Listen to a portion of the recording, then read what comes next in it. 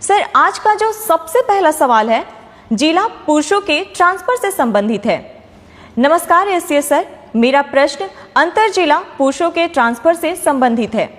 पिछले एपिसोड 13 में सर आपने कहा था कि केवल अंतर जिला महिलाओं का लिस्ट आना बाकी है, तो क्या अंतर जिला पुरुषों का ट्रांसफर नहीं होगा, और अगर होगा तो कब तक उम्मीद कर सकते हैं? देखिए, आपको जानकर ये होगा कि आज हम लोगों ने करीब 1,30,000 टीचर्स का हम लोगों ने विद्यालय में पोस्टिंग की प्रक्रिया शुरू की है।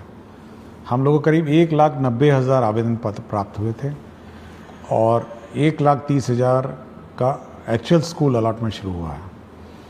ये पूरी प्रक्रिया करीब 15 दिन लगेगा और डीओ सब इसी में लगे हुए हैं। डीओ को ये काम दिया गया है और कर रहे हैं।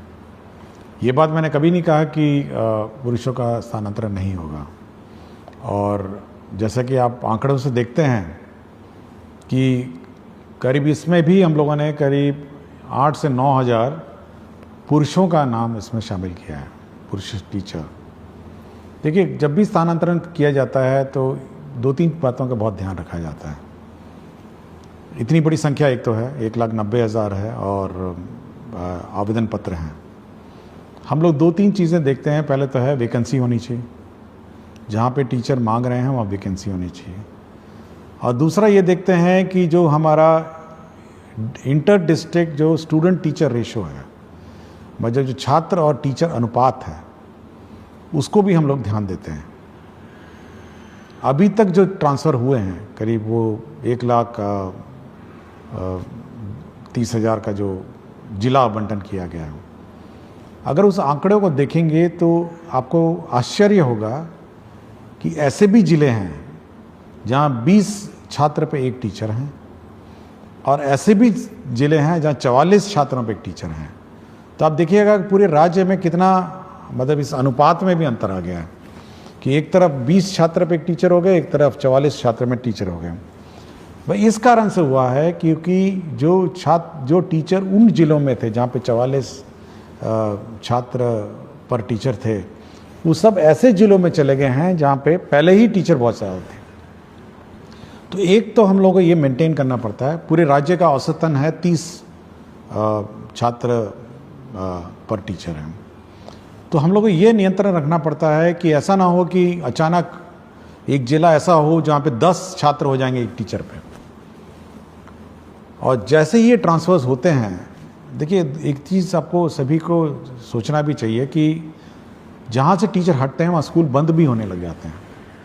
मतलब क्योंकि टीचर की कमी हो जाती है, जहाँ पे 5 टीचर थे अब 2 टीचर हो जाएंगे, तो स्कूल भी बंद होने लगते हैं। तो एक और जहाँ पे टीचर्स की अपनी व्यक्तिगत समस्याएं हैं, वहाँ पे सभी को छात्रों की भी समस्याओं को समझना चाहिए। मतलब छात्र भी, मतलब जहाँ उसको 5 टीचर आज थे, जैसे ही वो टीचर स्थानांतरण होकर चले जाएंगे उसके बाद 2 टीचर बच जाएगा, और वही 5-6 क्लासेस जो हैं वो अब 2 टीचर पढ़ाएंगे।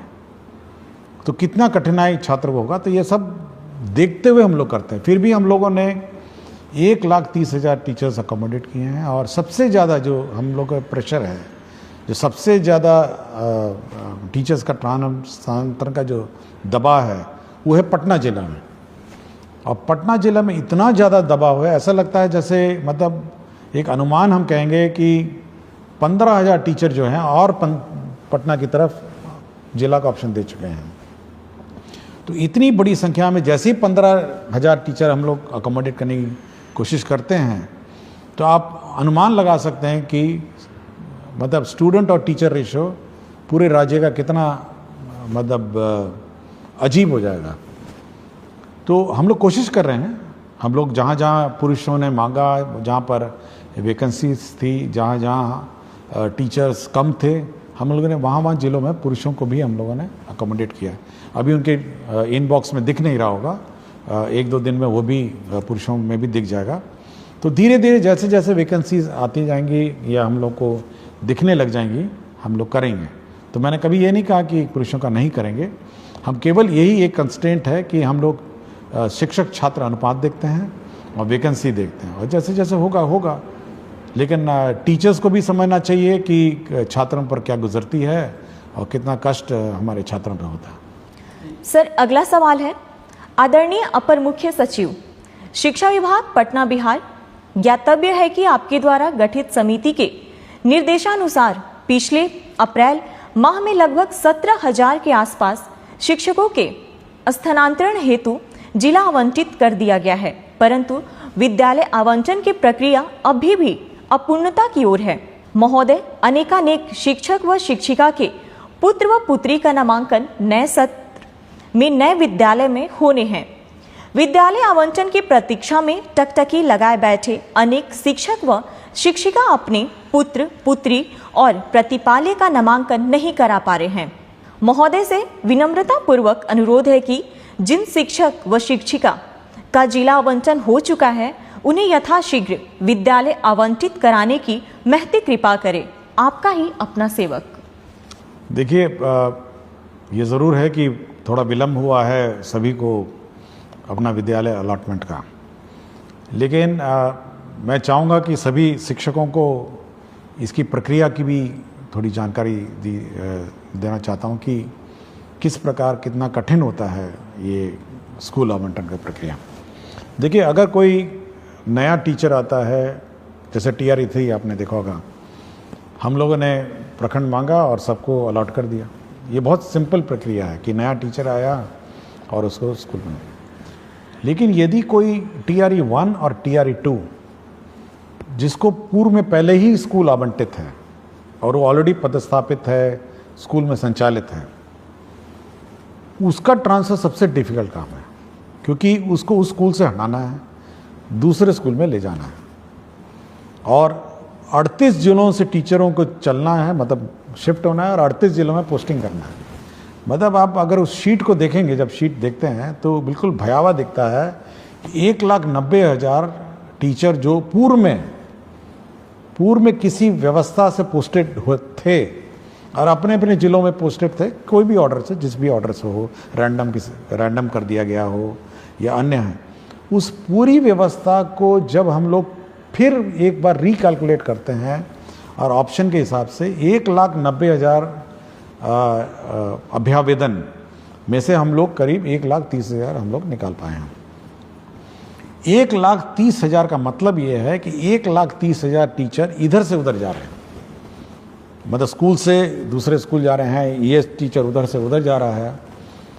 तो इतनी कॉम्प्लिकेटेड जो प्रक्रिया है, और उसमें ये भी देखना है कि जो टीचर जब जा रहा है तो उसका रिप्लेसमेंट दूसरा टीचर कर रहा है नहीं कर रहा है। पता चला मैथ्स का टीचर चला गया एक स्कूल छोड़ के, दूसरा मैथ्स का टीचर पहुंचा नहीं, या फिर प्राइमरी में 5 टीचर में थे, 3 टीचर चले गए, पता चला 3 टीचर रिप्लेस नहीं हुए।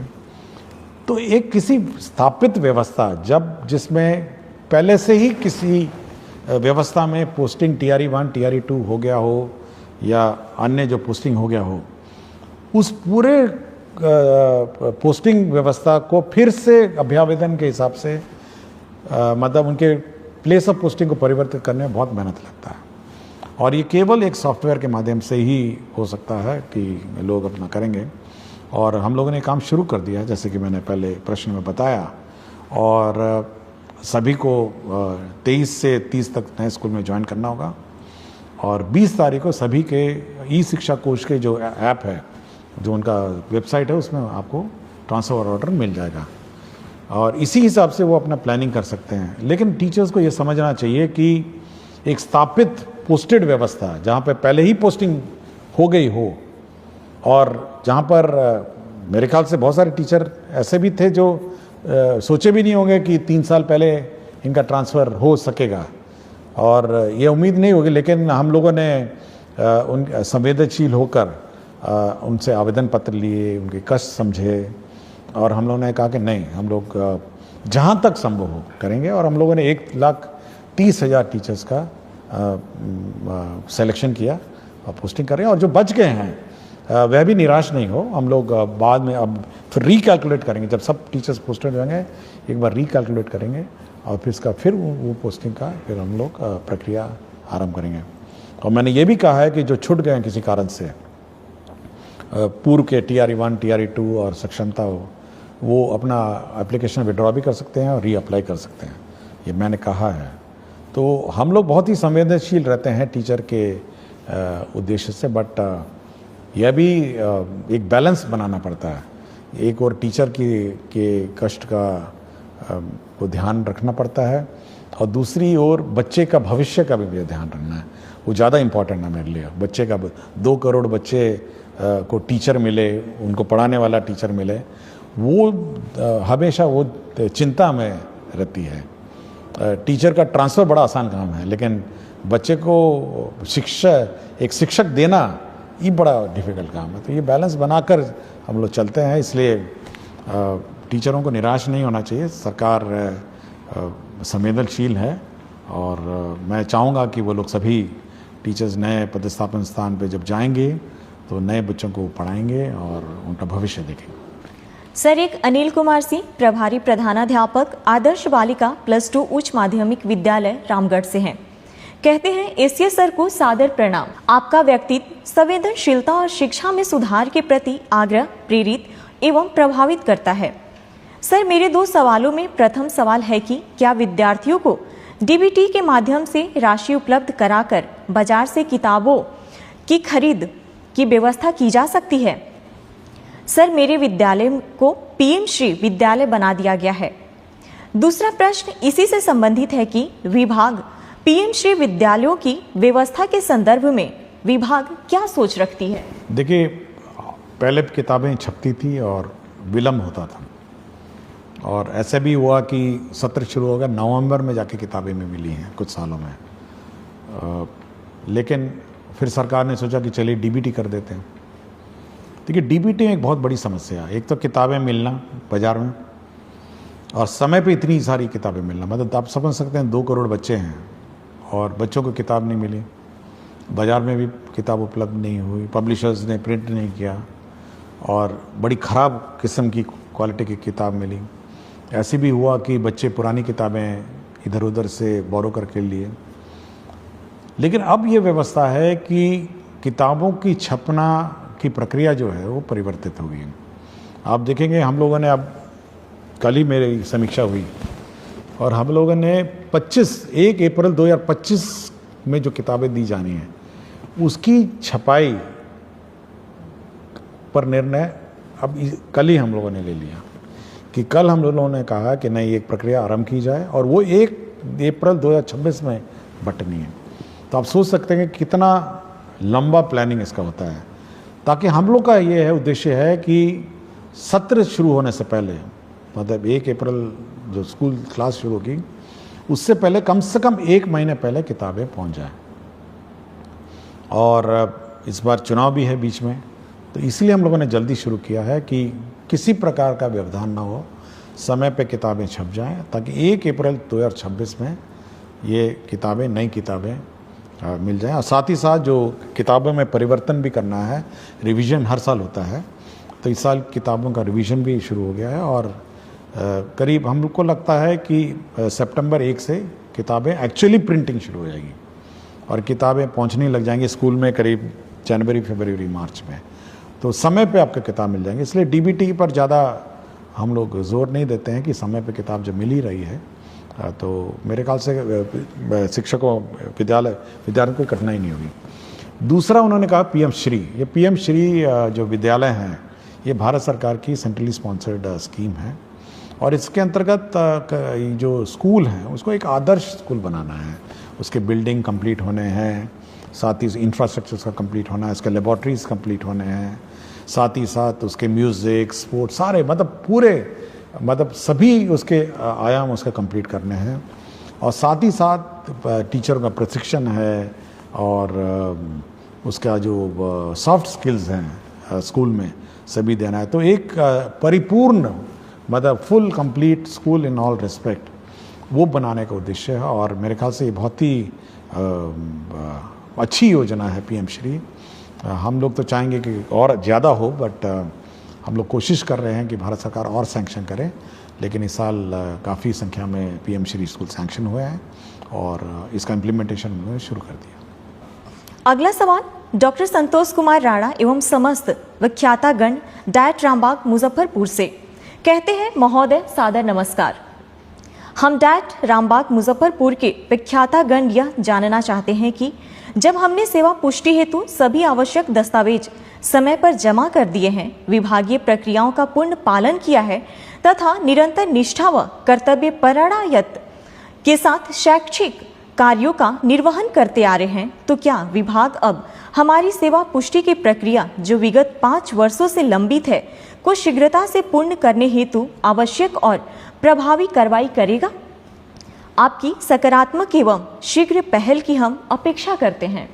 देखिए, ये बड़ा दुखद बात है कि 5 साल हो गए हैं और सेवा संपुष्ट नहीं हुई है। तो जिसने भी विलंब किया उस पर तो कार्रवाई होगी और मैं चाहूँगा कि अगला 1 सप्ताह में इनका समाधान हो जाए। और हम लोग का हमेशा ये रहा है कि जो सेवा पुष्ट है, सेवा संपुष्टि है, अगर कागजात सभी पूरे हो गए होंगे तो संपुष्टि समय पे हो, ऐसे विलम्ब नहीं हो। और विलम्ब होगा तो संबंधित पदाधिकारी या कर्मचारी जो भी होगा उस पर कार्रवाई होगी। तो कार्रवाई तो होगी, लेकिन काम भी हो जाना चाहिए और 1 सप्ताह में इसको हम लोग करवा देंगे। अगला सवाल अनिल कुमार पांडे, माध्यमिक शिक्षक, उत्क्रमित माध्यमिक विद्यालय धुरलक समस्तीपुर से। माध्यमिक स्तर के गणित विषय को सुलभ व सरल बनाने की भविष्य में विभाग की कोई योजना है? जैसे गणित विषय के शिक्षकों का विशेष प्रशिक्षण, अभ्यास पुस्तिका का विभाग द्वारा बच्चों के लिए उपलब्धता, आधुनिक तकनीक के उपयोग की संभाव्यता या अन्य? देखिए, मैथ्स बहुत इंपॉर्टेंट सब्जेक्ट है और मैं पिछले बहुत सारे एपिसोड में मैंने कहा है, हम लोगों ने पिछले बार 100 दिन वाला कैंपेन भी चलाया था कि 100 दिन केवल मैथ्स और रीडिंग की क्लासेस, पहले क्लास और दूसरी रहेगी। हम लोगों ने एक FLN भी हम लोगों ने डेवलपमेंट प्रोसेस किया, बहुत सारे FLN किट्स भी डेवलप हुए। और हम लोगों का है कि मैथ्स जैसे सब्जेक्ट है, बहुतों को कठिन भी लगता होगा, लेकिन FLN किट के माध्यम से उसको सरल बनाया जा सकता है और लर्निंग भी ईजी बनाई जा सकती है। और मैं पिछली बार जब ACRT में एग्जीबिशन में गया था तो बहुत अच्छे इनोवेटिव FLN किट्स भी थे जो मैथ्स से संबंधित थे, केवल मैथ्स से संबंधित थे। और मैं चाहूँगा ACRT इसको प्रचार प्रसार करे और टीचर्स का ट्रेनिंग दे, और टीचर्स के ट्रेनिंग में कम से कम ये FLN किट्स कैसे मैथ्स पढ़ाए जाएं इस पर विशेष ध्यान दें। और साथ ही साथ SCRT में भी हम लोग इस बार जो टीचर्स ट्रेनिंग का जिस साल का सत्र है उसमें FLN और मैथ्स और रीडिंग एबिलिटीज़ बच्चों में कैसे डेवलप की जाए इस पर ट्रेनिंग पे हम लोग जोर देंगे। सर, अगला सवाल भूपेंद्र कुमार त्रिपाठी, मध्य विद्यालय कर्मा, गुरारू गया, BPSC TRE 2 द्वारा चयनित गणित विज्ञान का शिक्षक है। महोदय, आपका ये हर शनिवार का संवाद करना काफ़ी सराहनीय है और हमें आपसे जुड़ने और आपको सुनने का मौका मिलता है, जिससे पूरा शिक्षक समाज काफ़ी लाभान्वित होता है। महोदय, बिहार में ट्यूशन की वैल्यू इतनी ज़्यादा है कि बच्चे स्कूल ना आकर वहाँ जाते हैं, और सबसे बड़ी विडंबना यह है कि सरकार को मालूम है कि काफ़ी सारे ट्यूशन टीचर स्कूल के समय में ही क्लासेस चलाते हैं। इस वजह से काफ़ी बच्चे स्कूल नहीं आते। इस पर सरकार कोई कार्यवाही क्यों नहीं कर रही है? मैं पिछले साल से अब तक कई बार गांव में जाकर और पेरेंट्स टीचर मीटिंग करके लोगों को समझा चुका हूं, परंतु अभी भी बहुत सारे बच्चे रेगुलर स्कूल नहीं आते हैं। इसके लिए सरकार क्या कदम उठाएगी? देखिए, पिछले एपिसोड में मैंने कहा था कि जो ट्यूशन है, स्कूल अवधि में कोई भी सरकारी स्कूल में नामांकित छात्र ट्यूशन में नहीं जाए, और सरकारी शिक्षक उस अवधि में ट्यूशन में क्लासेस नहीं ले सकते हैं। यह पूर्ण रूप से प्रतिबंधित, और यह भी प्रतिबंधित है कि कोई भी सरकारी शिक्षक ट्यूशन नहीं पढ़ा सकते हैं, ये बिल्कुल प्रतिबंधित है। और यदि कोई शिक्षक जानबूझ के और इस मतलब जबरदस्ती या जानबूझ के इस रूल का उल्लंघन करता है कि मतलब वो सरकारी शिक्षक जो है वो किसी ट्यूशन क्लास मतलब ट्यूशन कोचिंग सेंटर में पढ़ाएगा, तब तो उस पर कार्रवाई हो जाएगी। उसका काम ये है कि जो हमारे स्टूडेंट हैं, सरकारी स्कूल में स्टूडेंट हैं, उनको पढ़ाएगा। यह बिल्कुल अलाउड नहीं है कि कोई भी सरकारी टीचर किसी कोचिंग सेंटर में पढ़ाएंगे। ये मैं बिल्कुल स्पष्ट कर दिया हूँ, और इस संबंध में हम लोग स्पष्ट निर्देश भी देंगे। और कोई कंप्लेंट आएगा तो उस पर तो कार्रवाई हो जाएगी, क्योंकि यह हम लोग नहीं चाहते हैं कि एक कोई स्टूडेंट मतलब यह देखे कि अपना टीचर ही जब चला गया ट्यूशन पढ़ाने तो वो भी चला जाएगा, स्वाभाविक है। तो यह पब्लिक को भी अलर्ट होना है और बाकी टीचर्स को भी अलर्ट होना है कि किसी भी परिस्थिति में सरकारी शिक्षक ट्यूशन नहीं पढ़ाएंगे और सरकारी स्कूल में जो नामांकित छात्र हैं वह ट्यूशन सेंटर में नहीं जाएंगे ट्यूशन अवधि में, मतलब सॉरी जो स्कूल अवधि में। स्कूल का अवधि के बाद वो अपना ट्यूशन जहाँ लेना लें और प्राइवेट टीचर अपना जो पढ़ाना पढ़ाएं, वो हमको कोई आपत्ति नहीं। लेकिन ये बिल्कुल बहुत ही स्पष्ट है और हम लोग biometric attendance, photo based attendance शुरू करने वाले हैं स्टूडेंट्स का भी। तो जल्दी जैसे लौटेंगे अपने समर वेकेशन से तो स्टूडेंट्स का बायोमेट्रिक अटेंडेंस भी हम लोग कंपलसरी कर देंगे। तो यह हम लोग यह टॉलरेट नहीं करेंगे कि स्टूडेंट्स क्लास मिस करें, क्लास से गायब रहें या अन्यथा कहीं घूम रहे होंगे। ये बायोमेट्रिक अटेंडेंस स्टूडेंट्स का भी हम लोग समर वेकेशन के बाद शुरू कर देंगे। सर अगला सवाल है। नमस्कार एससीएस सर, मैं राशिद आलम यूएमएस भीमाइन खैरा जमुई में उर्दू टीचर के रूप में कार्यरत हूँ। सर मेरे स्कूल में उर्दू के स्टूडेंट हैं, उर्दू में पढ़ाई भी होती है, लेकिन एग्जाम के क्वेश्चन पेपर उर्दू सब्जेक्ट का नहीं आता है। मजबूरन संस्कृत सब्जेक्ट का एग्जाम लेना पड़ता है। कृपया इसका सॉल्यूशन कीजिए। नहीं, ये बिल्कुल गलत है और मैं ये चेक करूँगा कि उर्दू का पेपर क्यों नहीं गया। उर्दू का अगर पढ़ाया जाता है तो उर्दू का पेपर जाना चाहिए, संस्कृत का पढ़ाया जाता है तो संस्कृत जाना चाहिए। ये बिल्कुल गलत है कि उर्दू पढ़ के संस्कृत लिखेगा या संस्कृत पढ़ के उर्दू है, नहीं, ये गलत, बिल्कुल गलत। और जहाँ पर भी लापरवाही हुई है मैं इसको चेक करूँगा। सर अगला सवाल नरेश कुमार निराला जिलाधिकारी से पुरस्कृत विशिष्ट शिक्षक आदर्श प्राथमिक विद्यालय केवला से कहते हैं, जी नमस्कार सर, शिक्षा की बात शनिवार मेरा प्रश्न है कि वर्ष 2007 में हजारों नवसृजित प्राथमिक विद्यालय खोला गया और सैकड़ों प्राथमिक को उत्क्रमित कर मध्य विद्यालय बनाया गया, जो काफ़ी सराहनीय कार्य रहा। अभी भी बहुत से ऐसे पंचायत है जहां नवसृजित प्राथमिक विद्यालय खोलने की अति आवश्यकता है और ऐसे कुछ प्राथमिक विद्यालय भी हैं जिसे उत्क्रमित कर मध्य विद्यालय बनाने की जरूरत है।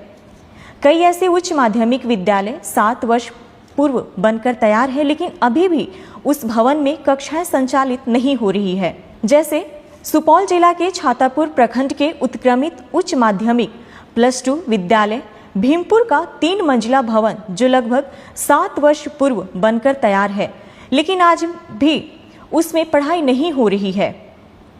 सरकार और विभाग नए प्राइमरी स्कूल खोलने और कुछ प्राइमरी स्कूल को मध्य विद्यालय में उत्क्रमित करने और भवन बने उच्च माध्यमिक विद्यालय में कक्षा संचालित करने पर क्या विचार रखती है?